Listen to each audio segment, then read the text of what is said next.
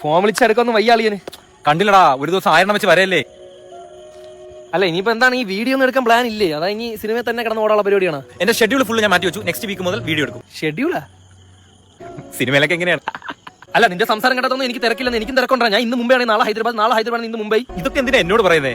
ഞാൻ വിളിച്ചാൽ വേറെ ഒന്നുമില്ലടാ, ചില കാര്യങ്ങളൊക്കെ പറയാന്ന് വെച്ചു. സുഹൃത്തല്ലേ, എന്നെ മൗലി വിളിച്ചു. ഏത് പള്ളിയിലെ മൗലിയാ? മൗലിയരല്ല, പിന്നെ രാജമൗലി. ബാഹുബലി 4 ആണല്ലേ. എന്നെ ഒഡീസി 2 അഭിനയിക്കാൻ വിളിച്ചു. ഇത് ഒഡീസിയ ക്ലാസ്മേറ്റ് മറ്റേ ചെരുപ്പാണ്. തമാശക്ക് ഇപ്പോഴും ഉണ്ടല്ലേ? ഓക്കെ, അത് പറഞ്ഞപ്പോഴാണ് ബോളിവുഡിൽ നിന്ന് വിളി വന്നു. ഏത് പടത്തിനാ? ദുരന്തർ 5.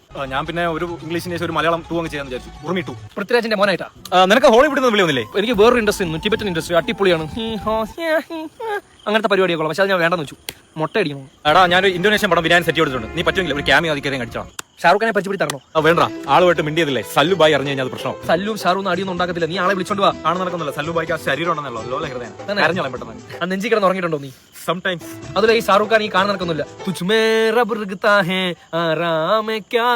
എന്ന് പാടിയുണ്ടല്ലോ, ആൾ അപ്പോഴേ ഓടി നമ്മൾ കെട്ടിപ്പിടിക്കുന്നു.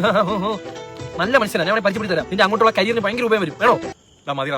നീ ഭയങ്കര തള്ളായിട്ട് വരാൻ കേട്ടാ. പിന്നെ നീ ഒഡീസി എന്ന് പറഞ്ഞ ഇപ്പൊ ഇറങ്ങിയ പടത്തിൽ നീ എങ്ങനെ വരാനാണ്? നീ എന്തിറക്കാണ് എന്റെ മുന്നിൽ ഇറക്കുന്നത്?